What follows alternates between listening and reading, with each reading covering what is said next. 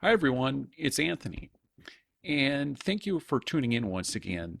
Up until now in this series of videos, I've been focusing on life during that first semester of grad school and the challenges that new grad students face as they're getting acclimated to life in grad school. But now, what I'm going to start to do in this and future videos is really put the emphasis on life after the first semester and what you can expect and how you can navigate and survive the challenges that are ahead. So, here we go. Um, I hope I hope you find this video informative and enjoyable.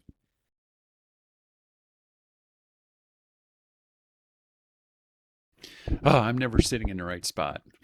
Okay, so what happens after you get through that first semester? And I've talked a little bit about it in previous videos, but let's kind of focus on what happens after the first semester ends and that new semester begins. Well, in semester two, chances are you're still going to be taking some classes. You may or may not be working as a teaching assistant, or you may be put on a research assistantship at that point. Um, but the main difference is going to be that you're going to start getting more involved in research at this point. I do know some students who, maybe even before the end of the first semester, are starting to get involved in research. But for the majority of students that I've spoken to or have worked with over the years, it's sometime during the second semester where research really starts to take a more um, take a bigger role in part of your daily life. And so, really, what you're going to be doing that second semester is trying to learn as much as you can about the research topic that you've chosen or the research group that you've joined. And the primary way of doing that is doing a lot of reading. So, you're going to be given a lot of literature to read, and you might be given papers that the group has published. You might be given somebody's thesis. You might be given lab notebooks to review. Like I remember in both my master's and PhD program, like that's really where I started was reading the works that had been put together by former members of the research group or by the faculty member in the group. And you'll, as you read that, you'll also start to expand and want to know what's my competition doing and who are my competition? Where are they publishing their papers? And when you read the literature, there's something that I think a lot of students don't realize, or they don't realize it immediately, is that if you want to know, if you want to read papers on your topic, as you know, as an undergrad, if you are doing a literature search, what does everybody do? They go do a Google search. Well, as a grad student, that's not really how it works. You can do a Google search, but what you want to do is more of a library search.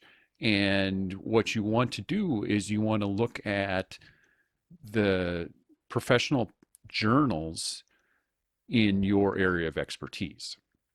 So, as a meteorologist, the first place I would look is in the journals published by the American Meteorological Society. And so I can go to their webpage or I could go to the library and I would look on the AMS webpage under their journal section and I would look at what journals they offer and what topics. And then I would start searching through those indexes in order to find articles that pertain to my research. And I would probably start by articles published in the last 5 years. But depending on the topic, I may need to go back 10 or 20, or I know in my thesis I cited papers that were more than 50 years old. So, just doing a Google search might not find some of those early papers or might not find the most recent papers or the most relevant papers. It's going to pick papers that it thinks are important based on its algorithm. And that may have nothing to do with your research. It might find something really obscure that is a waste of your time to read. So, but then, so as a chemist, I would start by looking at the Royal Society of Chemistry journals, or the American Chemical Society journals, or there's some other journals as well. But typically, there's like a family of publications that you should be familiar with, and you should look at those publications first. And then once you start to read those papers, the question becomes, well, what paper do I read next? Well, as you're reading a paper in a professional journal, they will cite their references. And so what you do is you read a paper and then you look at the references that are cited and then you decide, oh, these three papers that they cited, it would probably be good for me to look at those. And so basically the search feeds itself. You know, as long as you're reading good papers and they're cited well, you can continue to, you know, you don't even need to really do a search. You just, as you read a paper, you realize this is the next paper I need to read. So reading the literature will be important throughout your time in grad school, but really during that second semester when you're trying to get settled into research, you need to learn as much as you can, as quickly as you can, and reading the literature is important. And perhaps I'll come back to that topic at a later time as far as how to read well, how to find the right papers. But it's important that you read papers. And I know for me, both during my time as a master's student and as a PhD student, I and I still have these papers. There's basically like 3 to 5 papers from each of those degrees where I probably read them and reread them once a semester, if not more frequently, because there was so much value in those papers that I kept going back to them. And I kept looking for more of the papers that they had cited because, you know, these few papers were so important to my work and I needed to understand them really well to understand my own work. And, you know, it kind of goes back to this saying of, you know, you're building on the shoulders of your predecessors. And so you need to understand what they've done and what they've published. And so I can't emphasize enough reading the literature, but then to do that is sort of the challenge is finding those right articles to start with. And hopefully people in your research group will point you at the best articles to read first. Now, the flip side, you know, you're not just going to be reading, thank goodness, you know, because that you need to get your own work done too. And so, depending on the kind of group you join, you're going to be trying to learn how to do experiments in your lab. Whether that's, you know, you're sitting at a computer doing computation and analyzing data, whether you are more in a chemistry or lab type setting where you're working in a lab and you need to learn lab techniques. And basically, your whole time in grad school, you're going to be refining your methods and you're going to be making changes to your methods. And so, that first semester, you're really shadowing people in the lab, learning how they do things, learning from their methods, and then trying to slowly take steps forward on your own and work independently. And for many students, what happens is, you know, that second semester of grad school, you're basically watching other people work and slowly trying to start your own progress. And then that summer at the end of the first year of school, so the summer between the second and third semester, that's really when you have to be ready to hit the ground running and you need to be productive, you know, because that second semester you're still taking classes and maybe teaching. So it's hard to make much research progress in the lab. But then once the semester ends, you've got to be ready to go. You've got to really jump in and try to get some data because that's really what you want to be doing is, you know, either during the second semester or that first summer is collect data. And once you start collecting data, you're probably going to be collecting and analyzing data until you are out the door at the end of your degree. And so, like, you're going to spend a lot of time on that, but you're also going to spend time refining and updating your lab techniques. And as you work in the lab, you need to be writing as well. And so for me, like if I was reading the literature, I was usually taking at least some notes. Sometimes I would just write in the margin of the paper I was reading. So if I'd look at it again, I would see my notes. Other times I would write things out in a notebook or type them on my computer. Because depending on what was going on, I needed to reflect or go back to the same thing. And I wanted to know what I had already learned. And but in many cases you're going to have some kind of a lab notebook or notes on the experiments you're doing, the lab techniques you're doing. And it's important that you start that notebook when you start doing research, because at some point down the future, when you're writing your thesis or writing a paper, you're going to need to look back and know, like, what did I do on this day in the lab? Because this is the experiment I want to report on. And if you didn't take notes, you really can't report on that experiment. So it's important, like almost like day one in the research group, the first thing you need to do is get your hands on a lab notebook. And some groups will say, "Oh, we've got all these lab notebooks. Here's one." Or they'll tell you go to the stock room and get one, or they'll tell you to go out and buy one. But like, you want to have a notebook. And you also want to know how you're supposed to back up or save your data. And that's not a bullet point here, but if you have a lot of digital data, you're going to need access to a storage device to save it on. And you're going to want to have a double backup of it. You don't want to just have it on your computer or the lab computer, because if it crashes, you just lost maybe 6 months or more of your data. Or if you're not backing up your writing, if you're putting it all on your computer and then your computer gets run over by a car, you just lost all that information. So make sure anything digital, you have like a backup or a double backup of it. And we can talk about that in a future time too. But usually a lot of research groups will say this is how we save our data, where we save our data, and you want to follow their lead as far as how to do that. Now, the last thing that I've got on my list for today are group presentations or meetings. And the reason I put that on there is I had a different experience in chemistry versus meteorology. So in meteorology, I was in a group where there were three members of the group.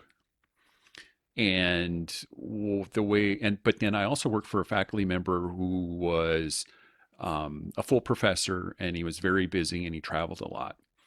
So when he was in town, we would have a meeting on Tuesdays, and I would come and sit in his office, and he would ask me how it was going, and he would ask me what I had accomplished. And basically, he had a staff scientist working for him who worked closely with me, and I was doing computational work. And so, like, I primarily worked with the staff scientist and learning my lab techniques. And if I had troubles collecting data, like, I basically went to the staff scientist for everything. But then when my advisor was in town, I would sit down and give him like a progress report. And at that time, I didn't have to worry about a PowerPoint presentation. I just had to maybe discuss or show him some of my data. And we would talk about my thesis, or we would talk about other things that were relevant. When I was working on my PhD in chemistry, I was in a group. It varied in size, but typically it was between 8 and 12 people each semester. And we would have weekly meetings as a group. And each week, someone in the group would give a PowerPoint presentation. And sometimes, that person would present, they would talk about a paper they had recently read, and they would talk about the data in that paper. And then as a group, we would have a discussion what we thought of the paper, and maybe questions that we had, or discussion as far as like how we could use this information for our individual projects. Other times, students in the group would give a presentation on their data, and or like if they were preparing a poster for a conference or something, they would present that to the group. And so basically, instead of having one individual meetings with our advisor, we would have a group meeting, and someone would present their data or present something in a PowerPoint. And usually those meetings would last an hour. Sometimes they would last 2 hours, depending on if something was coming up.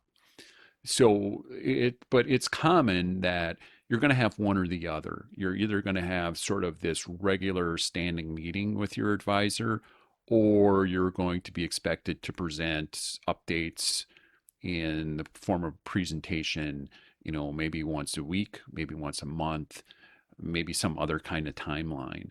But it's important that as you collect data, that you know what kind of meeting schedule you're going to have, and that you're either building a PowerPoint presentation or building some kind of series of slides that you can present or show to people if you have a meeting and you need to discuss your progress. And like I would have these PowerPoint slides that I started probably like my second year of grad school that I just maintained and kept building until I was done with my PhD, because every time I'd have a new slide, I would put it in there, or maybe I would update a slide. So I would duplicate it and then update it. Um, and I would just build these over time. Or sometimes I wanted to make figures to try and explain a concept. And so, again, I would use some kind of software, whether it was PowerPoint or something else, and I would build this deck of slides that I could use for future presentations. So these are the kinds of things that you're going to be doing. But, just to kind of wrap up and come full circle is that the second semester and beyond, you are going to be, research is going to be your emphasis. That's where the majority of your time is going to be spent. You may still be taking classes for a few semesters. You may still have to do some teaching. You may have some other obligations that I haven't addressed. But really, like once you join a research group, that's where the emphasis is going to be. And it doesn't mean that the other things are any less important than they were the first semester.